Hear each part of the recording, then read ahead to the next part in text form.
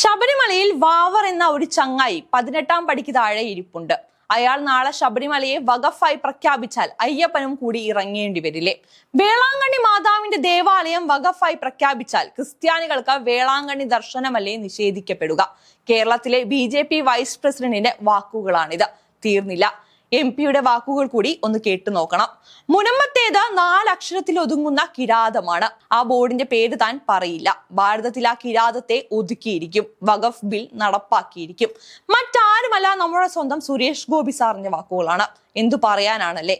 അല്ല, ഇനി ഇതിനെതിരെ പ്രതിരോധിക്കേണ്ട പോലീസ് എവിടെയാണ്? ഒന്ന് പറഞ്ഞാൽ രണ്ടാമത്തതിന് കേസെടുക്കുന്ന പിണറായി പോലീസ് എന്തുകൊണ്ടാണ് സുരേഷ് ഗോപിക്കെതിരെയും ഗോപാലകൃഷ്ണനെതിരെയും കേസെടുക്കാത്തത് എന്നതാണ് ചോദ്യം.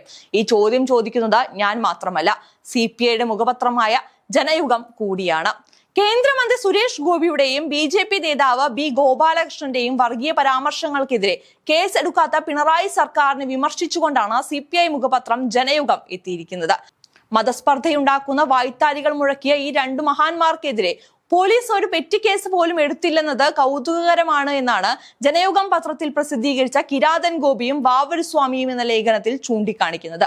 കേന്ദ്രമന്ത്രി സുരേഷ് ഗോപി വഖഫ് ബോർഡിനെതിരെ പേരു പറയാതെ നടത്തിയ വിദ്വേഷ പരാമർശത്തിൽ പോലീസ് കേസെടുക്കാത്തതിൽ കടുത്ത വിമർശനമാണ് ജനയുഗം മുന്നോട്ട് വെക്കുന്നത്. ആഭ്യന്തര വകുപ്പ് കൈകാര്യം ചെയ്യുന്ന മുഖ്യമന്ത്രി പിണറായി വിജയനെ പ്രതിക്കൂട്ടിൽ നിർത്തുന്നതാണ് CPI പത്രത്തിലെ പരാമർശം എന്ന് പറയുന്നത്.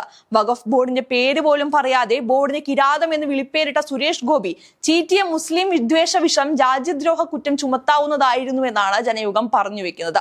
സമാനമായ പരാമർശം നടത്തിയ BJP നേതാവ് B ഗോപാലകൃഷ്ണനെതിരെയും പോലീസ് നടപടി ഇതുവരെ ഉണ്ടായിട്ടില്ല.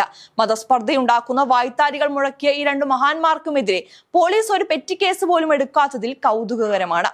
തൃശൂർ പൂരം കലങ്ങിയില്ല, വെടിക്കെട്ട് മാത്രമേ വൈകിയുള്ളൂ എന്ന് മുഖ്യമന്ത്രി പറഞ്ഞത് തള്ളിക്കൊണ്ട് കലാപാഹ്വാനം നടത്തിയും മതസ്പർദ്ധ വളർത്താൻ കുരുക്കുകൾ നീക്കിയും പൂരം അലങ്കോലമാക്കിയതിന് കേസെടുത്ത പോലീസാണ് വിഷവിത്തുക്കളായ സുരേഷ് ഗോപിയെയും ഗോപാലകൃഷ്ണനും നടത്തിയ വിദ്വേഷ വിഷം ചീറ്റൽ കാണാതെ പോകുന്നത് എന്നും ജനയുഗം വിമർശിക്കുന്നുണ്ട്. മുനമ്പം ഭൂമി വിഷയവുമായി ബന്ധപ്പെട്ടായിരുന്നു സുരേഷ് ഗോപിയുടെ വിവാദ പ്രസ്താവന എന്ന് പറയുന്നത്. ഒരു ബോർഡ് പ്രവർത്തിക്കുന്നുണ്ട്, അതിന്റെ പേര് പറയാൻ ആഗ്രഹിക്കുന്നില്ല. 4 ആംഗലേയ ഭാഷയിൽ ഒതുങ്ങുന്ന ഒരു കിരാതമുണ്ട്. ഭാരതത്തിൽ ആ കിരാതത്തെ ഒതുക്കിയിരിക്കും, വഖഫ് ബിൽ നടപ്പാക്കിയിരിക്കുമെന്നാണ് സുരേഷ് ഗോപിയുടെ വിവാദ പ്രസ്താവനയിലെ വാക്കുകൾ. താങ്കൾക്ക് മുനമ്പത്തെ സുഖിപ്പിച്ചൊന്നും നേടേണ്ട. അമിത്ഷാ അയച്ച ഒരു വീഡിയോ ഇവിടെ പ്രചരിപ്പിക്കുമെന്നും സുരേഷ് ഗോപി പറഞ്ഞിരുന്നു. വയനാട്ടിലെ BJP സ്ഥാനാർത്ഥി നവ്യ ഹരിദാസിന്റെ തിരഞ്ഞെടുപ്പ് പ്രചാരണ യോഗത്തിൽ സംസാരിക്കവെയാണ് സുരേഷ് ഗോപിയുടെ ഈ വിമർശനങ്ങൾ മുന്നോട്ട് വയ്ക്കപ്പെട്ടത്.